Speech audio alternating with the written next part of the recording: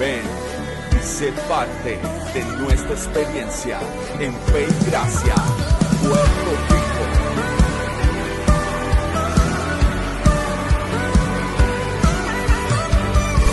Conéctate, comparte y vive nuestra experiencia de adoración.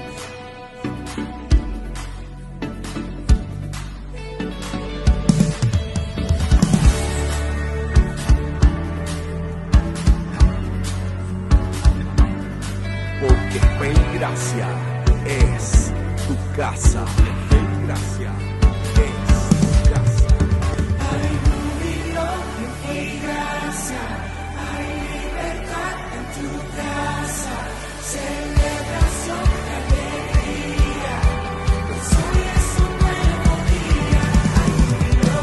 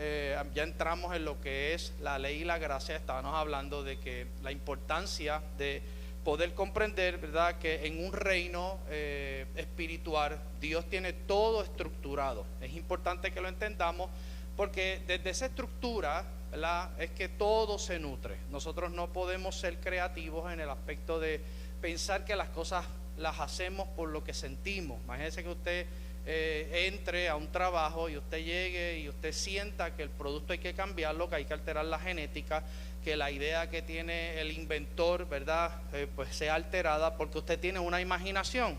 Lo mencionamos en una clase. Si fuéramos dueños de esa empresa, pues automáticamente pues yo votaría a ese empleado. ¿Por qué? Porque llega con una idea. No es que las ideas sean malas, es que en un reino espiritual, ¿verdad?, donde está todo estructurado y donde hay planos, donde hay diseños, créame que es importante que lo entendamos, porque de lo contrario vamos a ver personas generando ideas acerca de los temas que tienen que ver con el Creador. Y uno de los temas que estamos estudiando es acerca de lo que es la ley y la gracia. Comenzamos la semana pasada, culminamos con lo que es la ley y hoy vamos a seguir, ¿verdad? Solamente que vamos a entrar responsablemente a la próxima ley. Yo podría brincar a lo que es la gracia. Entonces, pastor, yo quiero que usted me explique lo que es la gracia. Primero tenemos que entender, ¿verdad? Dentro de ese propósito eterno, comprender estrictamente qué es la ley, dónde comenzó la ley, qué otra ley entra en vigencia cuando la primera ley es violentada, que lo explicamos la semana pasada, cuando entra lo que es la ley mosaica, cuando entra lo que es de nuevo la ley de vida, que era la primera ley, ¿verdad? Y cuando entra la ley del pecado y de la muerte, que es la que vamos a profundizar hoy. Así que es importante que tengamos esta cosmovisión, ¿verdad? Porque créame que en este reino Dios no necesita asesores. ¿Usted piensa que Dios necesita asesores? Sinceramente. ¿Usted piensa que usted puede asesorar a Dios? Mayra, ¿tú podrías asesorar a Dios en algo? Miguel, ¿tú podrías asesorar a Dios en algo? No podríamos asesorar a Dios, Alondra. Créame que nosotros sí, pero ahora nosotros sí necesitamos recibir del Señor instrucciones. Y nosotros tenemos que entender para que cuando veamos aspectos como los que estamos estudiando, ¿verdad? Uno de los temas más importantes es el tema del reino de Dios y lo estudiamos 4 enseñanzas corridas, ¿verdad? Y cómo pudimos darle luz a las personas, aquellas personas que pudieron estar aquí presentes y las que escucharon a través de la programación de YouTube, cómo le pudimos dar luz a las personas para que comprendieran qué era el reino de Dios en el Antiguo Testamento y qué es el reino ahora. Israel esperaba un reino visible, terrenal. ¿Por qué? Porque ellos tenían una idea del palacio, el rey, todas estas cosas que eran tipo y sombra, pero cuando llega Jesús, entonces se presenta a ellos y dice, ellos le preguntan ¿dónde está el reino? Porque las profecías decían que el reino iba a llegar para esa fecha específicamente. Así que ellos estaban esperando un reino, pero un reino que solucionara el problema con Roma, que era un imperio que estaba ahora mismo en ese particularmente, estaba ahí afectándolo. Y ellos pues vieron un respiro y por eso es que en muchas ocasiones, ¿qué hacía Jesús? Jesús se iba, se desviaba, se escondía, se apartaba, porque Jesús sabía que si se dejaba llevar por ellos, le hacían un golpe de estado a Roma. Pero Jesús no vino a trabajar de esa manera. ¿A qué Jesús vino? A resolver el problema del qué. El problema diga conmigo, del pecado. Así que eso es lo más importante que tenemos que entender. Y se encuentran con Jesús, los fariseos le preguntan ¿dónde está el reino? Y él le dice, el reino, yo les digo que no vendrá de forma ocular. Les rompe todas las estructuras porque ellos estaban esperando algo grandioso, que viniera un ejército, que instalaran, que Jesús hiciera un golpe de estado. Y nada de esto se da porque Jesús le dice, yo les tengo una noticia, el reino de los cielos soy yo, está entre ustedes y no hay evidencia ocular. Imagínense, viene con esa realidad espiritual y ellos no lo pudieron, ¿verdad?, asimilar. Y yo les recuerdo esto porque fue algo que yo toqué en la clase cuando hablamos acerca del reino de Dios, desde el propósito eterno. Porque el tema del reino de Dios es un tema que se ha malinterpretado por muchísimo tiempo. Entonces hubo una moda de un tiempo, hace décadas atrás, la casa del reino, los zapatos del reino, las iglesias del reino, todas esas cosas que yo sé que no había quizás una intención mala en esto, pero el problema es que las confesiones y las repeticiones crean culturas de pensamiento y la gente se acostumbra a eso. Y entonces cuando entendemos la realidad bíblica de la palabra, ¿verdad?, y comenzamos a ver cuál es la intención de Dios, de que el reino no es algo visible, aunque sí puede traer manifestaciones. Eso no significa que usted no vaya a tener una buena casa, pero lo importante es que la buena casa la tenga desde las herramientas que le da el reino espiritual que está dentro de usted. Así que nosotros hacemos todas las cosas, diga conmigo, desde el ser. Dígalo, desde el ser, porque usted, como lo tocamos también, al nacer de arriba, Él nos da la genética y la capacidad de poder entender. Así que somos nuevas criaturas, somos una nueva creación, somos espíritus recreados. Y desde ese ser, entonces sí podemos hacer cosas, sí podemos trabajar, sí podemos ¿verdad? Y pasamos responsablemente a la acción. Diga conmigo la acción. Porque la gente piensa que declarando cosas puede conseguir, ¿verdad? Pero usted se podría sentar en la cama a declarar, y si se levanta al mediodía y no reparte los resúmenes, pues se va a quedar declarando en desempleo toda la vida, ¿verdad? Tiene que haber acción. Así que el reino de Dios, Alondra, nos da la capacidad de levantarnos temprano, de repartir los resúmenes, de accionar, de hacer la parte que nos toca. Así que eso es una de las cosas más maravillosas que produce esta vida. Así que debemos comprenderlo, ¿verdad? Pero como no estamos acostumbrados, pues pensamos que podemos asesorar a Dios, pensamos que podemos ayudar a Dios, pensamos que cualquier idea que se nos ocurre ya tiene que ser parte de toda la estructura de nosotros. Y no porque pensemos algo, aunque parezca bueno, significa que es correcto. ¿Está conmigo? No porque algo le venga a su mente natural. No, el Señor nos ha dado la mente de Cristo, y esa mente del Hijo, del Cristo dentro de nosotros, también nos ayuda a nutrir nuestras decisiones, a nutrir nuestras respuestas, a nutrir nuestro comportamiento, a ser, ¿verdad?, efectivo y ser las personas que necesitamos. Pero si no lo entendemos, pues entonces vamos a pensar que somos asesores de Dios. Y créame que esto yo lo compartí esta tarde, ¿verdad? Lo pude poner en las redes sociales, pero Dios, yo le voy a decir algo bien importante porque me le va a ayudar a entender esto. Dios no necesita adoración. ¿Sabe qué es lo que Dios necesita? Adoradores. Es muy diferente porque de adoración Él está completo. O sea, si usted piensa que Dios va a tirarse a llorar, va a entrar en depresión porque usted no entra en una adoración, eso no tiene que ver con eso. Ahora bien, Dios necesita adoradores. ¿Por qué? Porque ser adorador, diga conmigo, es ser obediente. No es lo mismo adoración que ser un adorador. Por eso es que el Señor le dijo que llegaría, le dijo a la mujer samaritana, ¿qué fue lo que le dijo? Llegará el momento en que los verdaderos adoradores me adorarán en espíritu y en verdad. No tiene que ver con un lugar, no tiene que ver con tierra, no tiene que ver con lugares de reunión. Pero todo esto lo vamos a ir entendiendo, ¿verdad? Y vamos a ir siendo obedientes a la medida que entendamos que Dios tiene planos, que Dios tiene diseño, que Dios es un Dios estructurado, ¿verdad? Pero como no estamos acostumbrados a hablar de un Dios estructurado, estamos acostumbrados a reunirnos, que Dios nos ame, que Dios nos mime, que a ver cuántas veces Dios, Dios, o sea, Dios es un Padre amoroso. No vaya a pensar que yo estoy diciendo que Él no lo es. Pero la pregunta que tenemos que hacernos, ¿verdad? Porque estamos hablando del propósito. Si estuviésemos hablando de otro tema, podríamos abundar otras cosas. Pero estamos hablando de un propósito. Estamos hablando de que Dios tiene algo en mente. Estamos hablando del aspecto de la predestinación. Lo mencionamos la semana pasada, ¿verdad? Eso no tiene que ver con individuos particulares.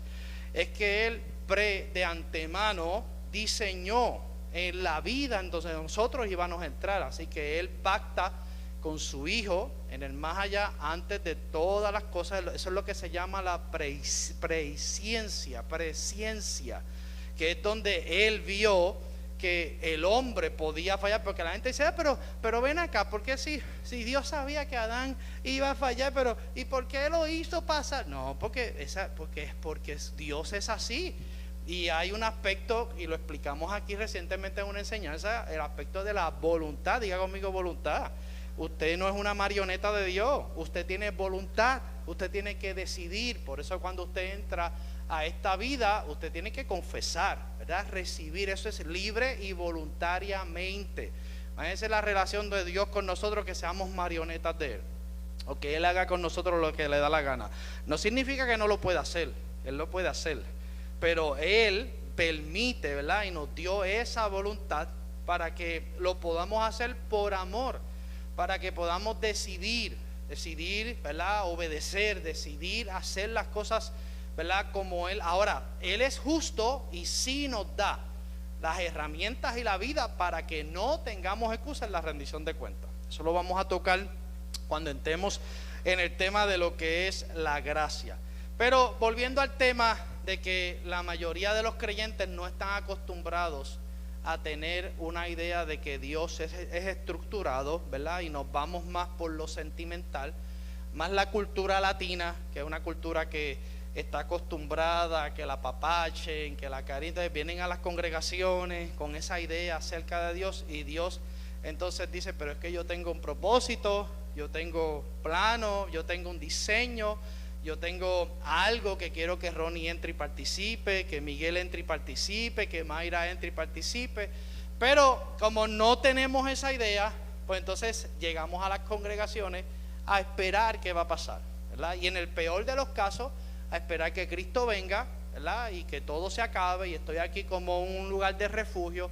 Pero esa no es la intención del Padre. Podría ser parte, ¿verdad? Y es parte. Pero esto es más profundo, esto es más grande. Así que hay una participación y es parte de lo que es la predestinación.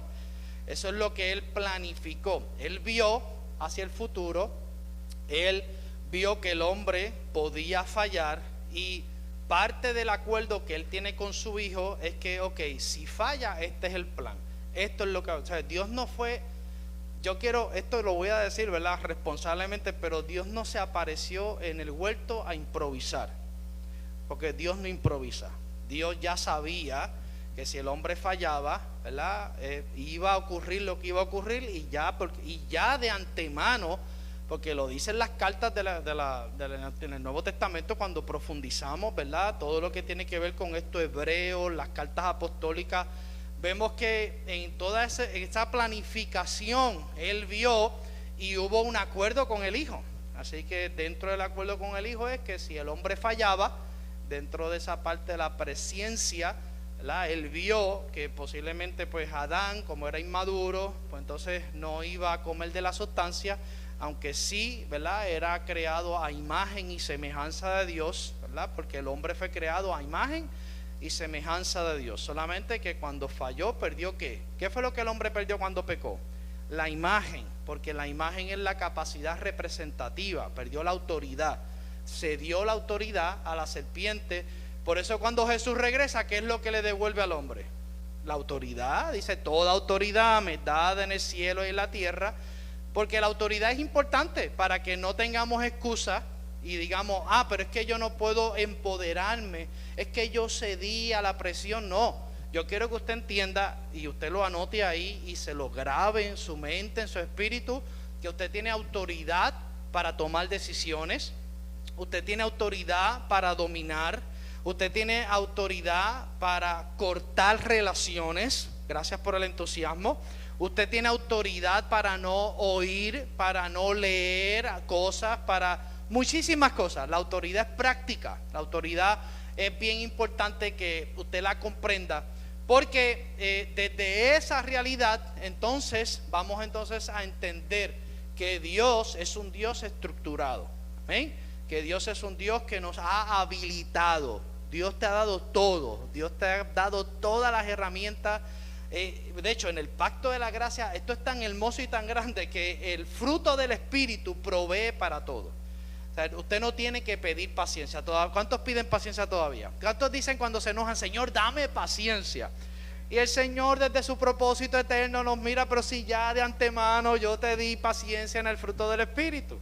Hay gente que dice, Señor, dame paz. Y el Señor dice, pero es que desde el propósito eterno ya yo te di paz.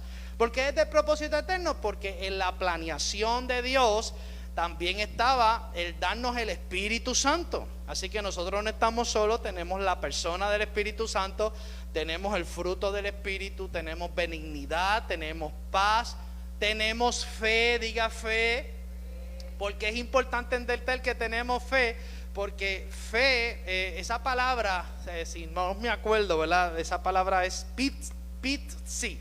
Estoy repasándola, me estoy abriendo los archivos de la cabeza, de la memoria. Pero esa palabra pitzi es fidelidad. Amén. Así que Dios también, como Él es fiel, Él nos da la capacidad de ser fieles a Él. Así que en el fruto del Espíritu nos da fe, pero esa no es la traducción correcta, es fidelidad. Así que no existen creyentes que no puedan ser fieles. Existen creyentes que no usan el fruto de la fidelidad. Así que esto es importante. Regresando, ¿verdad? Luego de hablar todas estas cosas, le pregunto, y me puede levantar la manita, me pueden interrumpir si usted quiere, con eso no hay problema. Le pregunto, ¿usted piensa que Dios es un Dios estructurado? Luego de toda esta introducción, de toda esto, claro que Dios es un Dios estructurado, ¿verdad? Esto trasciende el sentirnos bien, esto trasciende el venir los domingos aquí, el decirle, alabar al Señor un rato, eso tiene que ser parte. Responsablemente yo le tengo que decir, ¿verdad? Y a los hermanos que se siguen sumando a la congregación, que la alabanza, ¿verdad?, es un estilo de vida. Usted no puede migrar, ¿cómo es limitar? Yo voy el domingo para alabar. No, usted tiene que alabar en todo momento, ¿verdad? Usted tiene que vivir una vida de alabanza. Es como la oración. Usted no puede dejar el orar para los lunes cuando nuestra pastora Mayra pide que ponga las peticiones. Eso no, usted tiene que, diga conmigo, orar sin cesar. Porque la oración en el pacto de la gracia es como el respiro. Así como usted respira, usted tiene que estar orando todo el tiempo. Yo oro todo el tiempo, yo estoy haciendo el café y estoy dando gracias ahí, porque créame que cuando yo me levanto temprano, yo voy y me hago café rápido. Señor, perdóname, pero lo primero es el café. Para poder tener coherencia, ¿verdad?, en las cosas que estoy meditando, en las cosas que le estoy pidiendo al Señor. Pero es importante que entienda que la oración es parte, ¿verdad?, de cómo usted respira, así usted tiene que orar. Amén. Así que esto es medular, esto es importante, y esta era la forma que Jesús enseñó a sus discípulos a orar, fue esta. Él dijo, cuando vayas a orar, enciérrate en tu cuarto y cierra las puertas. Pero esto es más profundo, porque encerrarse es mayormente tú cerrar los ojos, ¿verdad?, cerrar las puertas de los oídos, que usted pueda concentrarse, apagar lo que son los aparatos electrónicos, ¿verdad? Hoy yo estaba en crisis porque se me bloqueó ese teléfono y no sabía ni qué hacer, ¿verdad? Yo le estaba diciendo, gracias a Dios que Ronnie ahí rápido buscó en Google, en YouTube, me dijo, pastor, tranquilo, voy a escuchar un tutorial, y vino para acá y hizo abra de cabra, pata de cabra, papá, le dio 2 veces y se resolvió. Y yo dije, ay, Dios mío, poderes del Espíritu. Pero créame, estamos tan amarrados a lo que es la tecnología, que no está mal. Pero fíjese que yo tengo que reconocer, y se lo estaba hablando, mi esposa me vio un poco inquieto, ¿verdad? Yo ya se tiene que estar riendo. Yo estaba hasta malhumorado porque no pude enviarle el mensaje a los hermanos, recordando, etcétera. Aunque se supone, diga conmigo, se supone que a un nacido de nuevo no se le recuerde que tiene que congregarse ni venir a estudiar la palabra. Eso es muy diferente. Claro, yo lo hago por misericordia, como recordatorio, pero las cosas que tenemos que hacer en este pacto de la gracia, ¿verdad?, y en nuestra común unión, es que yo responsablemente, pues yo sé que tengo que estar presente, las cosas que tengo que hacer. Un nacido de nuevo ofrenda generosamente. Se supone que en los servicios ni hagamos llamado a las ofrendas. Yo, si me dejan a mí, lo elimino, pero lamentablemente, ¿verdad?, hay unos compromisos. Esto no se paga meditando así, porque Luma va a venir y me va a cortar la luz, ¿verdad?, y Acueducto va a venir y va a cortar el agua, y el banco va a venir y se va a quedar con esto, porque todavía le debemos al banco unos $320,000. Pero realmente, ¿verdad?, es importante. Todo esto nos ayuda, y a la medida que vamos entendiendo que Dios es un Dios estructurado, que Dios es un Dios que sabe lo que tiene, ¿verdad? Cuando Dios dice, por ejemplo, yo sé los pensamientos que tengo, y aunque sí, ¿verdad?, son pensamientos que tienen que ver acerca de nosotros, pero me gustaría, ¿verdad?, pararlo cuando Él dice yo sé los pensamientos que tengo, porque me gusta ver a Dios como que está estructurado, ¿verdad? Y tiene que ver con nosotros, no hay problema con eso, pero recuérdense que estoy tratando de enseñar la parte de Dios, porque siempre queremos lo de nosotros y nos olvidamos de entender las intenciones de Dios. Yo estoy estudiando las intenciones de Dios, no estoy eliminando nada, ¿verdad?, que usted entienda que yo también creo, pero lo que quiero es que sepa que Dios sabe lo que quiere. Dios sabe lo que quiere. Dios tiene planos, Dios tiene, lo dije en la primera clase, Pablo fue trasladado al tercer cielo y se le enseñaron cosas que ojo no ha visto ni oído. Por eso es que Pablo tiene pericia en lo que es el pacto de la gracia, y podemos ver que tiene más especialidad. los apóstoles, el resto de los apóstoles conocieron al Jesús histórico y estuvieron en la transición de un pacto a otro. Pero como ellos tenían como que esa idea, como que Jesús se quedara también y los librara de Roma, pues ellos, de hecho, Jesús estuvo 40, creo que fueron 40 días, después que resucitó, hablándoles acerca del reino. Usted sabe lo que es que Jesús estuvo 40 días hablando acerca del reino y ellos no entendieron nada. Ellos al final es como si yo estuviese hablándole aquí 40 días del propósito eterno y ustedes me pregunten, pastor, ¿cuándo es el encendido de Navidad? ¿O cuándo viene Santa Claus? Pues yo me voy a quedar así. Visualice cómo Jesús se tuvo que haber quedado, porque los discípulos, Alondra, da gracias, pero esa es la realidad. Jesús está ahí dándole códigos, enseñándole el propósito, la intención, todas las cosas que tenían que ver. Y entonces ellos le dicen, ¿cuándo restaurarás a Israel y nos vas a librar de Roma? Y Jesús se queda así. ¿Sabe lo que tuvo Jesús? Jesús se tuvo que haber, le dijo, ángeles, llévenme que tú estás más perdido que el gallo que tengo en la casa. Y entonces esa resistencia, después la experiencia de Pedro, que el Señor le presenta, mata, come, todas esas cosas, ellos tampoco se resistían. Ellos querían estar bien con Dios y con el diablo, querían estar bien con las tradiciones, pero también querían, ¿verdad? Y querían que la palabra fuera esparcida a lo que son los gentiles. Pero Jesús vio en Pablo la capacidad de ser efectivo, y entonces es donde se da, lo derriba del caballo y entonces lo llama, ¿verdad? Porque él era celoso, era disciplinado con lo que creía, y Jesús sabía que si escogía a Pablo, y no falló, porque cuando él escoge.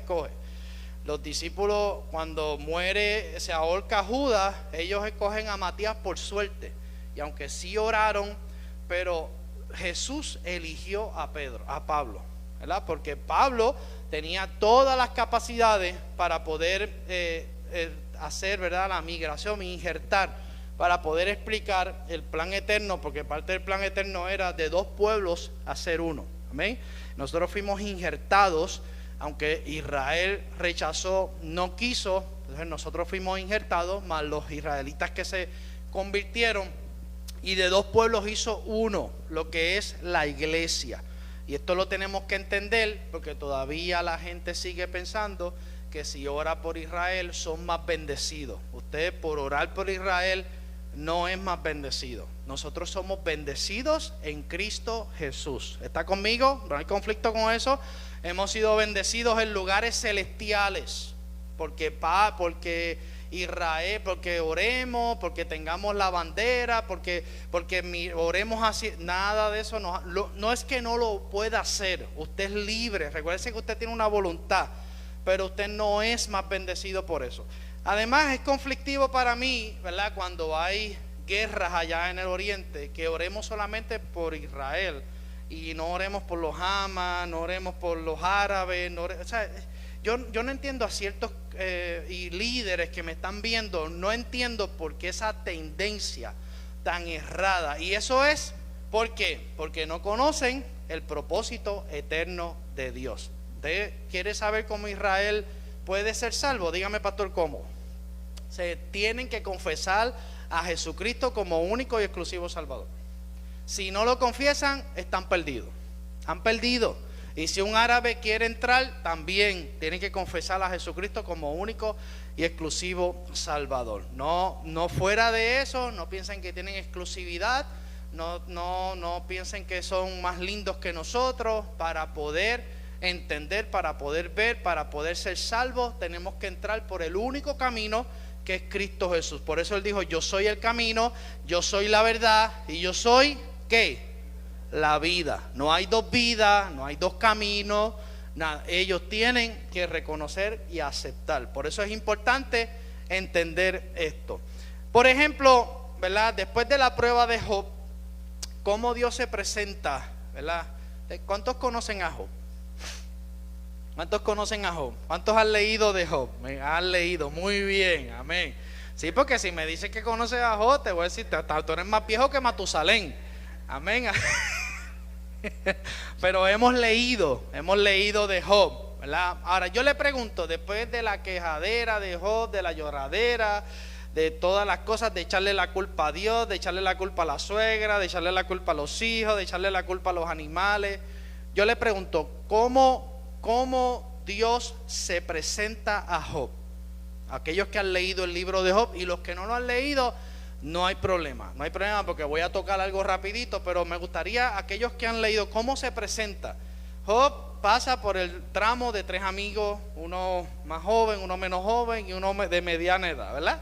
Y los 3 le dan la perspectiva de lo que él estaba pasando desde su punto de vista. El más sabio fue el más joven, así que el que tenía menos edad fue el más certero, fue el más joven.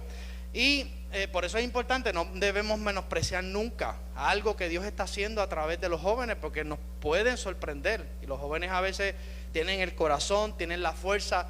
Por eso es que la Biblia dice, acuérdate de tu Creador, ¿dónde? En los días de tu vejez, en los días de tu juventud. Así que yo, ¿verdad? Yo felicito, Alondra, te felicito que estés aquí escuchando y que te estés formando en esto, porque sé que si tú logras entender esto, olvídate de esto, que esto vas a ser imparable. Una persona, un joven que puede entender esta verdad, que puede entender que no está contaminado, que puede recibir esta verdad, se convierte en una persona imparable en el Señor. Ahora, ¿cómo se presenta Dios luego de la perreta de Job? Vamos a ver. Mayra, ¿cómo se presenta Dios a él?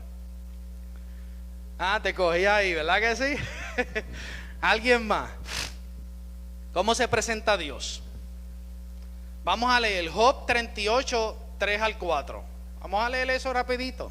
Dios quiera que me dé tiempo de culminar hoy la ley que quiero tocar, ¿verdad? Dice, ahora ciñe como varón tus qué.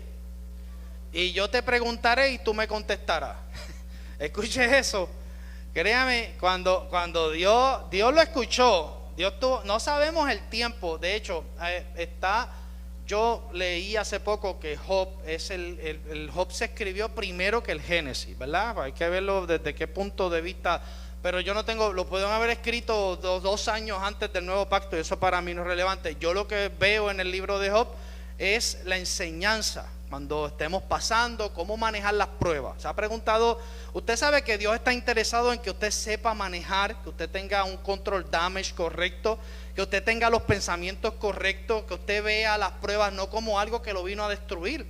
Pero Job, ¿verdad? A pesar de que inicialmente cuando leemos que, ¿verdad? Imagínese que usted esté en la casa y de momento llega un mensajero y el mensajero le diga, allí estaban tus hijos. Aparte de que Job, comienza el escritor diciendo que Job, por miedo a que los hijos se perdieran, ofrendaba. Usted no puede ofrendar por miedo, usted tiene que ofrendar desde la forma correcta. Y luego al final, cuando ocurre lo que ocurre, Dios le habla, cambia toda esa cosmovisión. Pero él está allí sentado y viene el mensajero, ¿verdad? Y el mensajero dice, allí estaban tus hijos en una mesa, cayó un rayo y los mató a todos. Ese hombre cae al suelo, ya usted sabe, porque créame, no estamos preparados para perder a nuestros hijos.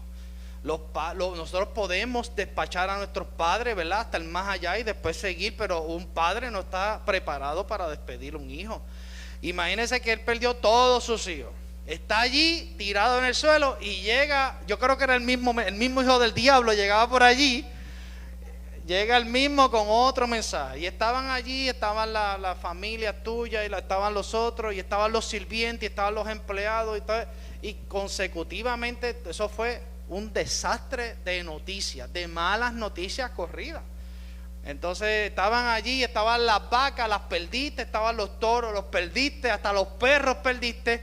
Y ese hombre se tira al suelo, comienza su proceso y ahí es donde se integran estos 3 muchachos, ¿verdad? Y comienzan a veces estamos pasando situaciones y llegan las personas que pertenecen al ministerio de la opinología. ¿Conoce gente así? Yo creo que tú estás mal por esto. Yo creo que tú estás maldito porque no diezmaste. Yo creo que tú estás maldito porque no ofrendaste. Yo creo que estás... Y se van creando todos esos paradigmas que están representados en estos 3 personajes, ¿verdad? Por eso es que le digo que si el libro de Job es un poema, si es una rima, si es una canción, si es lo que sea, pero a mí me enseña, ¿verdad? Me enseña a manejar las situaciones, ¿verdad? Grandes, pequeñas, me enseña a ver, Gloria, las personas que llegan con ideas a decirnos el por qué nosotros estamos. Entonces imagina que tú la prueba que tú pasaste, la gente, no, pero yo pienso que porque hiciste esto, ¿verdad que los hay? Sí, porque hubo, claro, pero el joven, el mediano o el más joven. Imagínate, y todavía, porque volvemos a lo mismo, diga conmigo, el ministerio de la opinología. Mire, lo más que hay en el camino son gente que tienen una buena opinión. Y a veces lo hacen con el mejor corazón. A veces lo hacen con el mejor corazón y a veces vienen, ¿verdad? Y a veces han orado y sienten, es que yo siento esto. Y tú dices, ok, yo siento, pero yo sé que no tengo trabajo, no tengo chavo, no tengo. Ok, pero créame que todo esto, ¿verdad? Y Job va haciendo ese manejo, filtrando todas esas presiones, porque eran 3 tipos de presiones. Y la mujer se suma, ¿verdad? Y le dice, maldice a tu Dios y muérete. El original lo que dice es, te voy a poner la demanda de divorcio y nos vamos a divorciar. Imagínense que, quien debió haber estado en la caseta, se hubiese quedado con los hijos y la mujer era la que había estado allí en la caseta cuando cayó el rayo. Pero después que perdió todo, la mujer le dice, maldice a tu Dios y muérete. Y tú dices, pero ven acá, ¿pero qué es esto? ¿Y ahora qué? Nada. Todo esto va desarrollando en el pobre Job, ¿verdad? Hay que leer todo ese control damage de ese hombre. Va desarrollando una forma, ¿verdad? Entonces él comienza a concluir y a tener conclusiones, Gloria, hasta acerca de Dios. Nosotros, mira, si hay algo de lo que usted, no sé por qué estoy profundizando en esto, pero el Señor sabrá. Pero si hay algo de lo que nosotros tenemos que cuidarnos, es que la prueba o los procesos que estamos pasando no dañen nuestro corazón. Sea por personas, sea por cosas que estamos leyendo, sea porque muchas veces, Billy, hasta nos podemos caer en la victimización y hacernos las víctimas.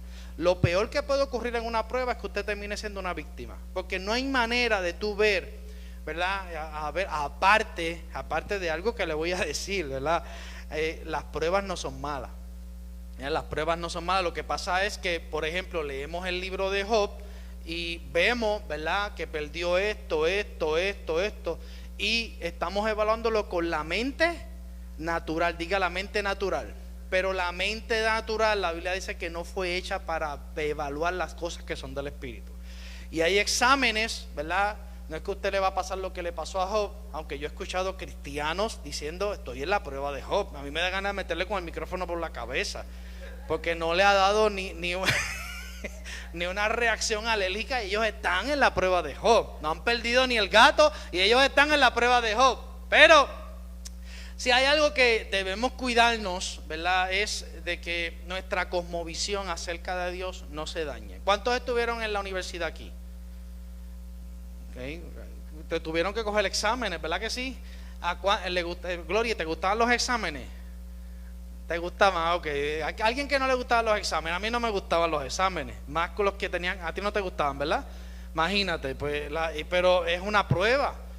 Entonces, había que tomarlo para graduarnos. Entonces usted tiene los quiz. Mire, cuando sacaban todavía en las escuelas están los bloques estos de papel cremita. Todavía no, sí. No, ya no. Ya no me digas, ya tú haces los quiz en computadora. Por favor, ok, está bueno eso, fíjate. Está bueno, gloria a Dios, porque si a mí me daban una computadora en aquel momento, cuando no entendía la matemática, entraba a Google o a la inteligencia artificial.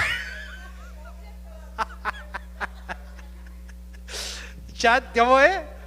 ChatGPT, olvídate de eso. Dime cuál es esto, le meto el examen completo y digo, contéstamelo.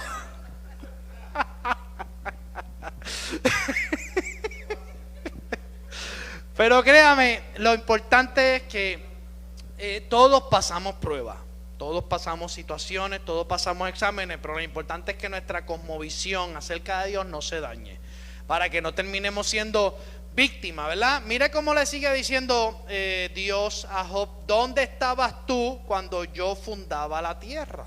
Ese es el versículo 4, ¿verdad? ¿Dónde estabas tú cuando yo fundaba la tierra? hazme saber si tienes inteligencia.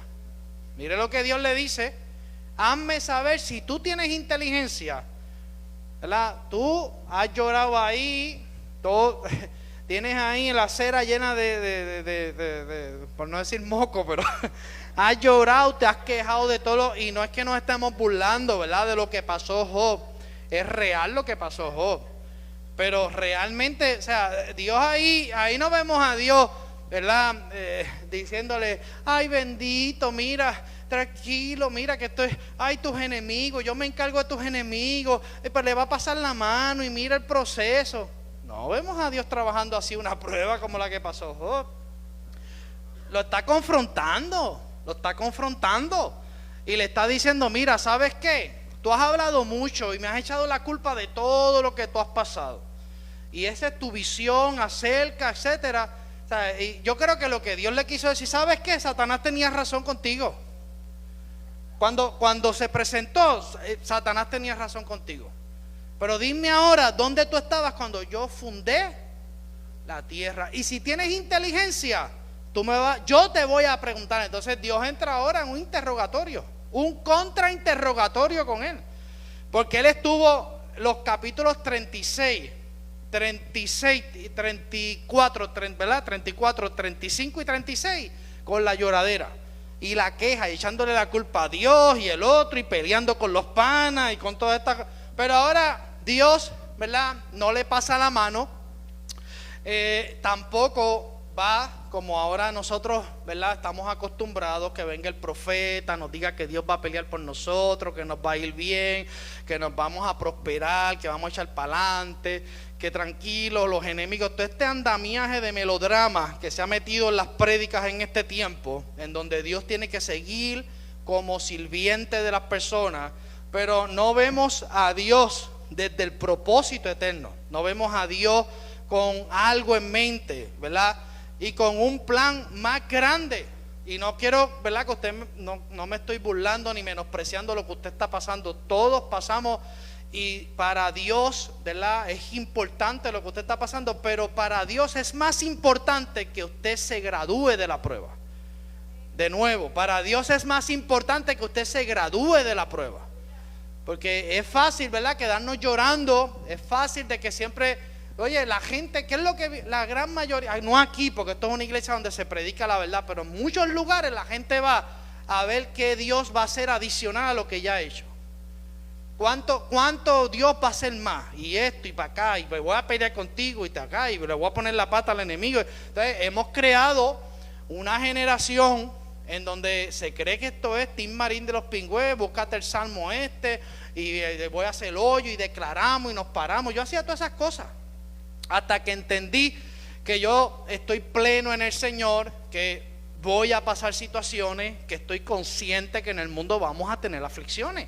En el mundo tendréis que aflicciones, pero confiad, yo he vencido al mundo. Y yo estoy firme en la confianza de que hay situaciones que están ya vencidas. Solamente dile a alguien, mi mente lo tiene que entender.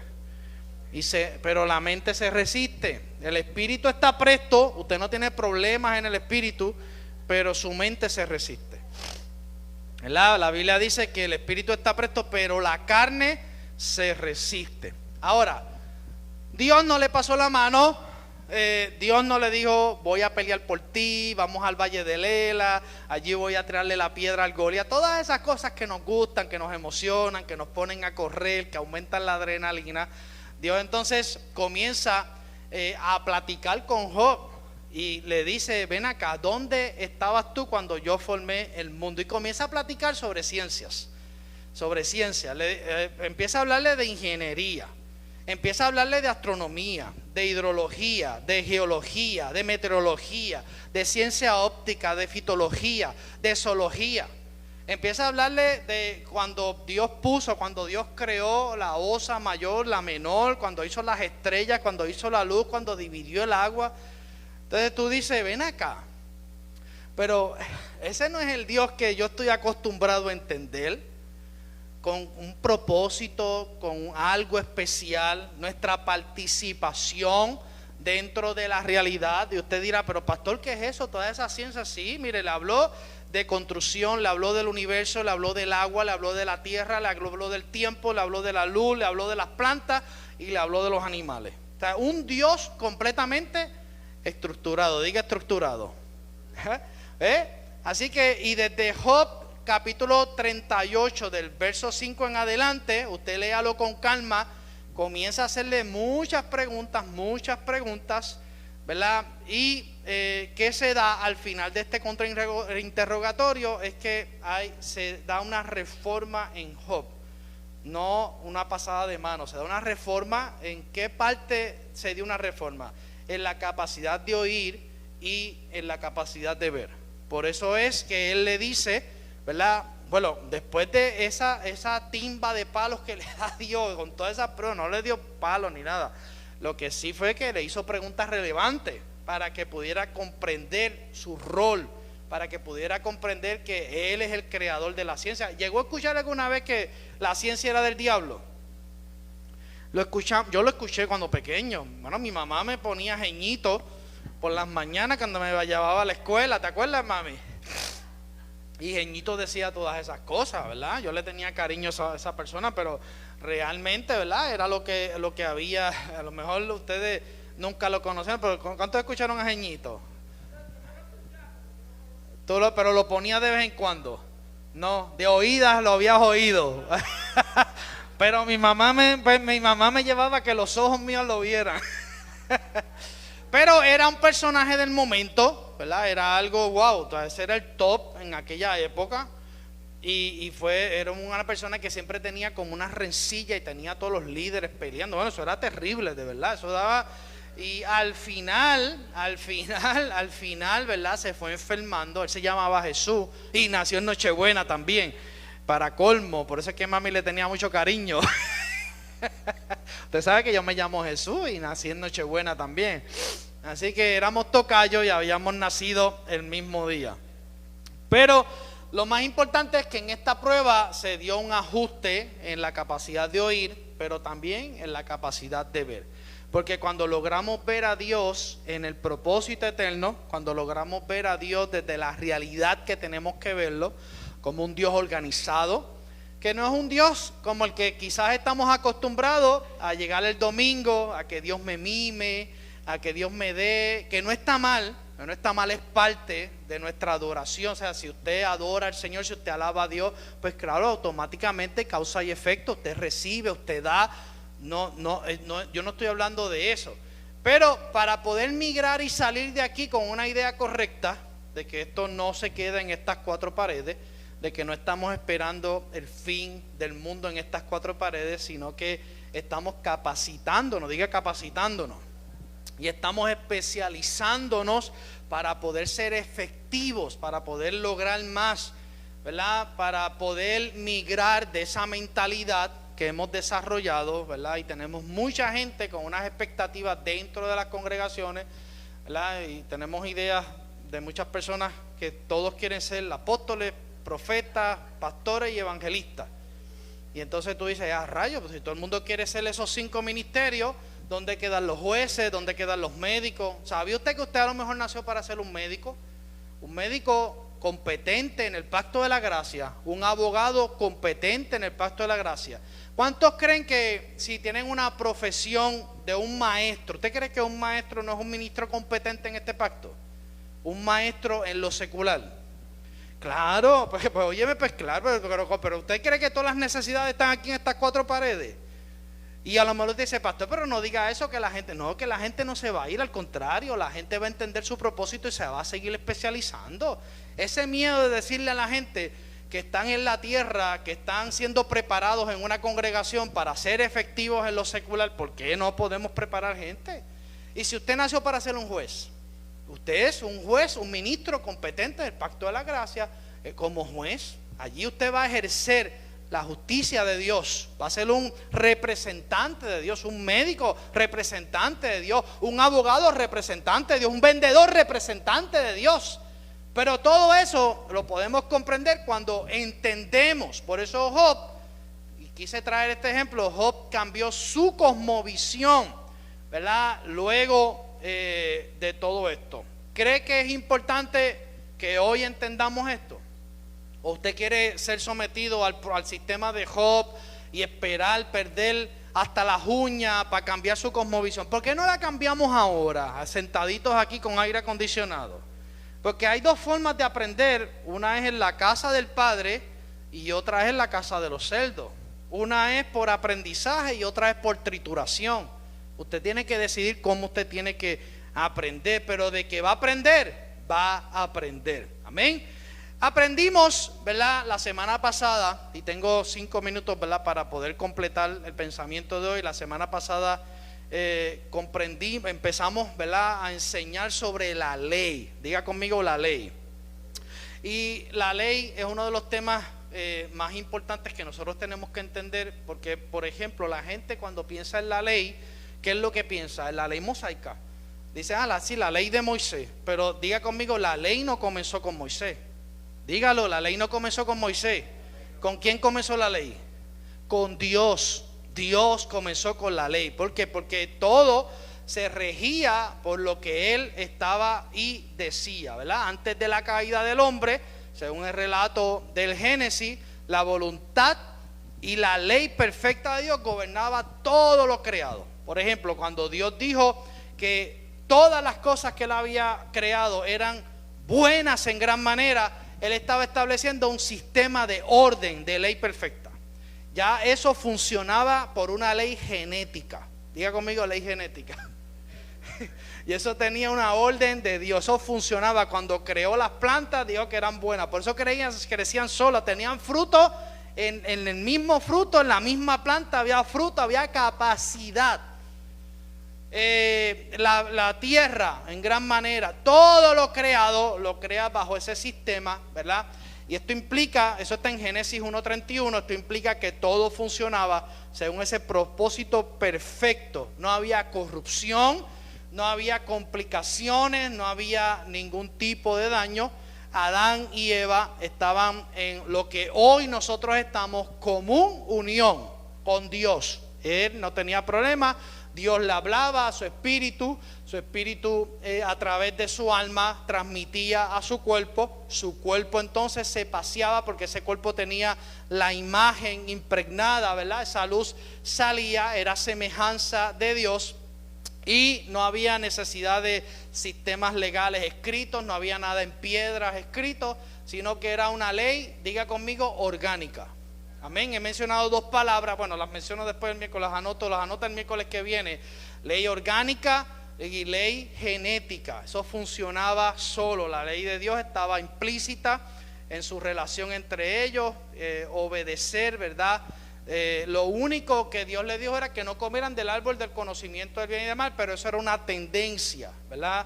Para que ese conocimiento, esa realidad de ley orgánica, de ley genética que estaba gobernando ese sistema que era Dios con el hombre y el hombre con la creación, en donde Dios pudo descansar. Diga conmigo, descansar. Cuando Dios descansa en el 7º día, no es que se echó a dormir. ¿Sabía eso? No es que se tiró una siesta, y tampoco es el descanso que nosotros conocemos. Es que Dios vio en Adán la persona idónea para que continuara la creación que él había comenzado. Es como si usted, ¿verdad? Es como si yo como pastor aquí encuentro una persona idónea en la cual puedo descansar, ¿verdad? Todo lo pastoral es lo mismo. Cuando lo hablamos en el huerto, en el Edén es lo mismo. Cuando Dios crea, recuerden que lo mencioné la semana pasada, Dios creó todas las cosas, pero no se vio a sí mismo en nada de lo creado. Y entonces Él dice ahí, hagamos al hombre imagen y semejanza, y lo hacen igual a Él. Y cuando Dios miraba a Adán, se veía a Él mismo. Que es lo que ocurre ahora en el pacto de la gracia, y por eso es que Cristo nos devuelve la imagen, ¿eh? Porque la imagen es la capacidad representativa. Así que no había pecado, no había transgresión. Romanos 4:15, ¿verdad? Eso es un texto bíblico que después yo quiero que usted lo lea con calma. Romanos 4:15, pues la ley produce ira, pero donde no hay ley tampoco hay transgresión. Como no había pecado, no había violación de nada, pues no había transgresión. Sin embargo, eso no significa que no hubiera un estándar, ¿verdad?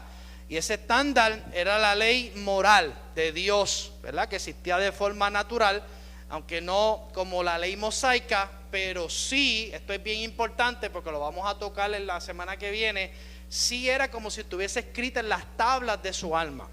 Usted sabe que Jeremías profetizó que llegaría el día cuando no habría necesidad de que nadie os enseñe.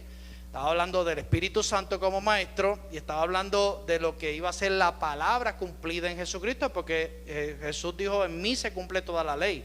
Entonces todo lo complicado de la ley, todo lo difícil, pues la ley señalaba, pero no resolvía el problema.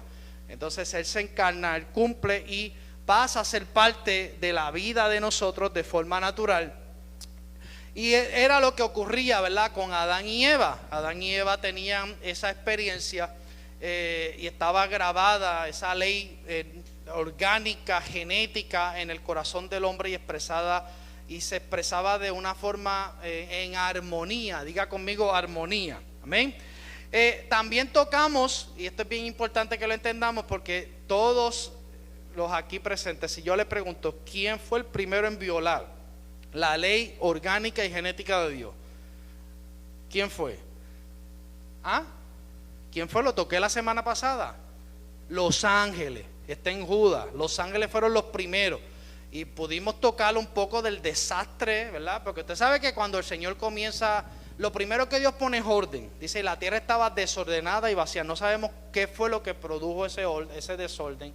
Hablamos de las cuestiones de los dinosaurios, porque los cristianos como que traen una crisis, un pánico cuando empiezan a aparecer esqueletos de estos animales. Mire, si hubo una los judíos no tienen problema con decir que hubo una creación preadámica de un reino animal, ¿entiende? Así que algo pudo haber ocurrido. No es que eso no es doctrina, pero tenemos que estar claros, ¿verdad? Porque todo eso sigue apareciendo. Pero le traigo ese ejemplo porque cuando este tercio de ángeles que se revela, que Satanás logra, dice que fue expulsado de allá del cielo. Y eso fue expulsado, ¿verdad? Unos fueron, lo mencionamos con la porción bíblica que traímos, que el Señor los tiene preservados. Parece que son ángeles de alto nivel y su conversión de ángeles a demonios era tan peligrosa para la existencia que la Biblia dice que están encarcelados hasta el día del juicio, ¿verdad? Pero también Satanás no fue encarcelado, así que Satanás fue expulsado y se llevó un tercio. Él convenció a un tercio de ángeles y fueron expulsados. Amén. Así que los primeros en violar o rebelarse con esa ley perfecta, diga conmigo, fueron los ángeles. Amén. Y luego el hombre no tardó en caer en la misma estupidez. El hombre vuelve otra vez, aunque tenían funciones diferentes, pero sí fue algo, ¿verdad? Como ellos se rebelaron, lo que significa es que ellos tenían también ese libre albedrío. Y cuando se da esta transgresión de parte del hombre, ¿qué ley entra en vigor? ¿Cuál es la ley que entra en vigor? Cuando el hombre falla, cuando el hombre viola esa ley, ¿cuál es la ley que entra en vigor? Dijimos que la ley que gobernaba las cosas antes de la caída era una orgánica, era una genética divina. No había problema, era una ley moral. Lo único que Dios le había dicho es: no comas del árbol del conocimiento del bien y del mal.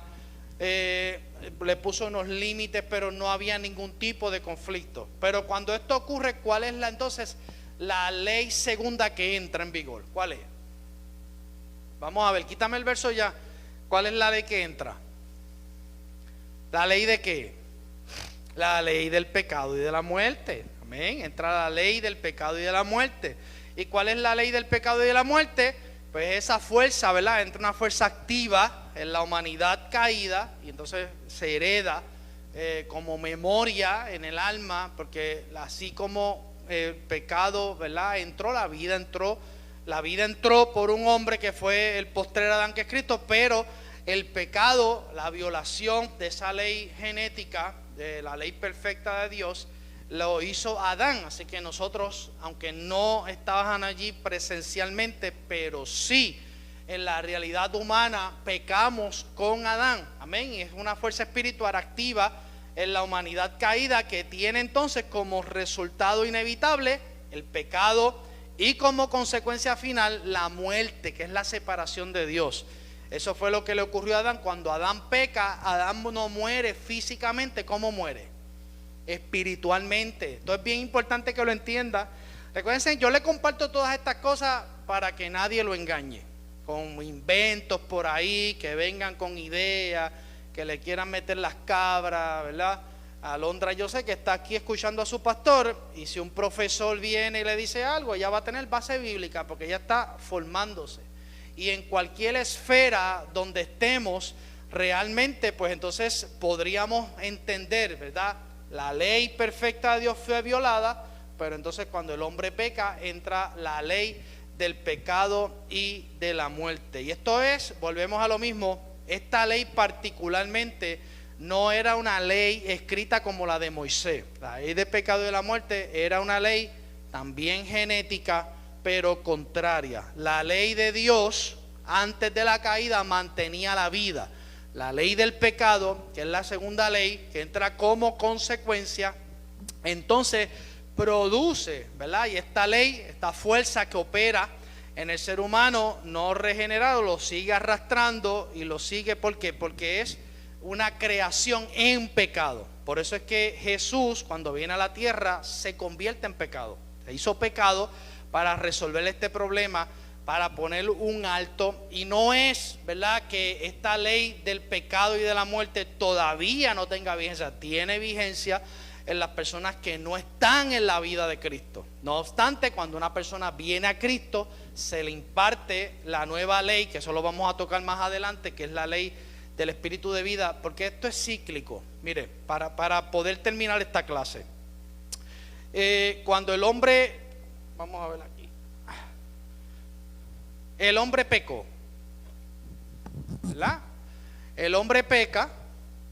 Ok, el hombre, estaba la ley de la vida. La ley de la vida. Después vino la ley de ¿qué? La estoy mencionando ahora. Pecado. Después viene la ley. ¿Cuál es la tercera ley que viene? Que no la vamos a tocar hoy. ¿La ley de quién? Mosaica, dígalo. Estamos aprendiendo la ley de Moisés.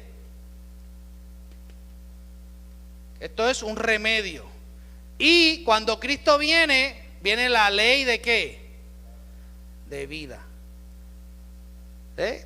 Así que entre esta interfase, ¿verdad? Cuando la cruz lo que hizo fue que nos devolvió de nuevo la ley original.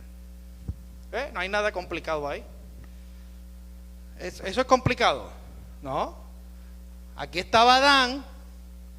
Cuando falló, entramos a la ley del pecado. Entró la ley de Moisés para proteger y señalar el problema, pero no lo podía resolver. Y entonces Cristo nos devolvió otra vez la ley original. Eso es todo. ¿Eso es complicado? No. Eso es para mí es maravilloso, porque me da la explicación, ¿verdad? Romanos 5:12. Vamos a leer estas porciones rapidito y nos vamos. Romanos 5:12. Por tanto, como el pecado entró en el mundo por un hombre, y por el pecado la muerte. Romanos 7:23. Pero veo otra ley en mis miembros que se revela contra la ley de mi mente y que me lleva cautivo a la ley del pecado que está en mis miembros. Y esto es bien importante. ¿Por qué? Porque esta ley del pecado, ¿verdad?, es lo que nuestra alma entiende, asimila y se convierte. Está la ley del pecado en esa transición en nuestra alma. Pero en nuestro espíritu está la ley de la vida. Entonces Pablo lo que está diciendo es, veo que en mí hay dos leyes. Está la ley del espíritu de vida, pero también está la ley del pecado. Por eso es que lo que él quería hacer no hacía, y hacía lo que no quería hacer. Porque la ley genética de Dios está en nosotros y nos habilita para hacer el bien. Pero los rastros de la ley del pecado y de la muerte todavía operan. Amén. Esa ley de la muerte, ¿verdad?, del pecado, opera en los miembros del cuerpo, impulsando al hombre a hacer lo que no quiere hacer.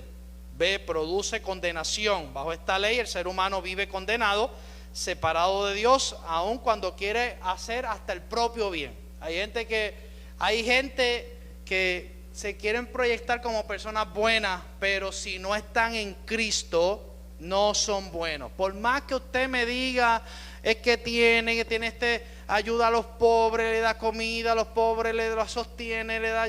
No, porque eso lo está haciendo desde el árbol incorrecto, desde el árbol del conocimiento del bien y del mal.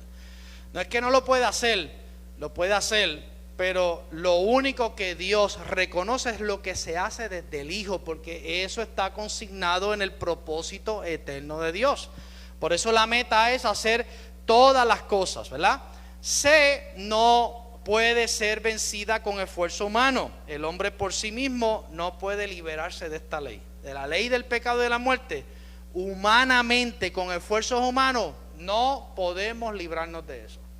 Por eso vino Cristo, murió en la cruz, trajo consigo, dice, si yo fuere levantado, atraeré esa naturaleza de pecado, la voy a crucificar, vamos a morirnos juntamente. Eso, ¿te acuerdas cuando decían, no, que el Señor murió por mí, si viene el tren, el Señor me dejaba así en una esquinita y se paraba en el... No, el Señor me toma a mí y se mete conmigo en el tren, se muere conmigo y resucitamos en una nueva vida. No, porque eso es otra vez Dios al servicio, porque eso es lo que le gusta a la gente, de que Dios esté al servicio de ellos. No, que el Señor muera por mí en el tren. No, el que tienes que morir eres tú y soy yo. Eso es lo que hace Él entonces con esta solución permanente. Así que esto se transmite a través de Adán, porque el pecado no fue solo un acto, ¿verdad? Fue esa entrada legal, mal, ¿verdad? Pasó a toda la humanidad, pasó a todo. Y la Biblia lo dice en Efesios 2, 1 al 3, después usted lo puede leer con calma, que estábamos muertos en vuestros delitos y pecados, ¿verdad? Siendo, ¿verdad? Porque esa es la corriente de esto, y esto se transmite a través del nacimiento. La gente dice, pero pastor, ¿cómo yo nazco siendo un pecador? Pues lo que le acabo de decir ahora, nosotros como raza humana pecamos con Adán, pero en Cristo, cuando entramos por la vida de Cristo, automáticamente nacemos a una nueva vida. Y esto se da, ¿verdad? Lo que es la transmisión o la manifestación de la vida en el hombre desde el nacimiento. El ser humano nace con esa inclinación natural hacia el pecado, ¿verdad? Y aunque tenga conciencia y voluntad, existe esa ley que está operando constantemente, lo que dije ahorita, Romanos 7, 23. Y esa ley, para que usted pueda identificarla y si está vigente en usted, ¿qué es lo que produce esa ley? Produce deseos contrarios a Dios, produce rebelión interna, produce muerte espiritual, separación de Dios, produce culpa, produce condenación y produce esclavitud. Amén. No había forma de resolver todo ese caos. Tanto así, ¿verdad?, que como remedio, cuando el hombre entra en esta ley de muerte, y con esto voy a terminar y seguimos el miércoles que viene, Dios ve este caos, que fue eso terrible. Hay que leer la Torá para entender por qué Dios decide destruir toda la raza con un diluvio en aquel momento. Eso era algo terrible. Si usted piensa que usted ve pecados hoy, que usted piensa que usted está viendo cosas malas y usted dice que esto está malo, usted échele un ojo a opiniones rabínicas que tienen que ver con lo que es el diluvio. Créame, yo tengo allí 2 Torah y le puedo sacar copia y compartirle todas las opiniones rabínicas. El perro tenía relaciones con el caballo, el otro, eso era y así eran los hombres, los animales con los hombres, un desastre. Y Dios dice, yo no puedo entrar en armonía con ese. Eso está demasiado, porque la ley del pecado y de la muerte entró y destruyó, bueno, la genética completa de la raza humana. Y cuando Dios echa un ojo, vio solamente a un justo. ¿Quién fue? Noé. Noé era de los que quedaba cuando comienzan los hombres a alabar a Dios, que viene Set, viene de esa línea. Noé es el único que quedaba, ¿verdad?, que no se había contaminado con las hijas de Caín. Esa era una raza pura que se mantuvo fiel, y cuando Dios mira, lo único bueno que había en toda la tierra alondra era Noé y su familia, y le da la asignación de construir un arca. Pero para que usted sepa que la determinación de Dios de destruir con agua aquella raza humana era porque no había forma de resolver, porque era el inicio de la ley del pecado de la que yo estoy hablando. No había forma, estaba descontrolada. La gente no tenía controles morales, no tenía líneas, no tenía nada, no había porque se habían desconectado de la ley orgánica y genética de Dios, se habían entrado bajo el gobierno de la ley del pecado y de la muerte, y entonces ahí se da lo que es el diluvio. Amén. Así que vamos a dejar ahí la enseñanza, darle un aplauso al Señor y le voy a...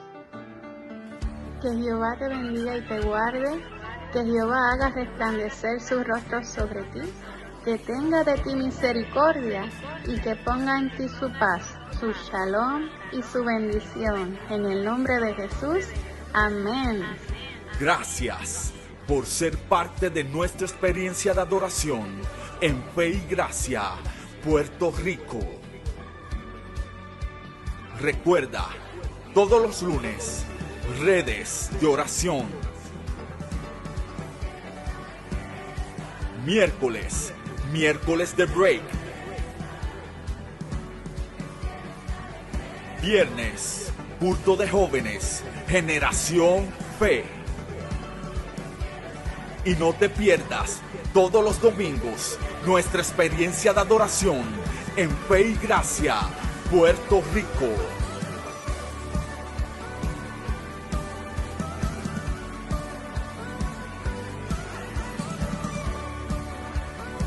Si quieres bendecir nuestro ministerio con una ofrenda, puedes hacerlo a través de ATH Móvil en el área de donaciones. Busca Iglesia Fe y Gracia y recuerda que Fe y Gracia es tu casa.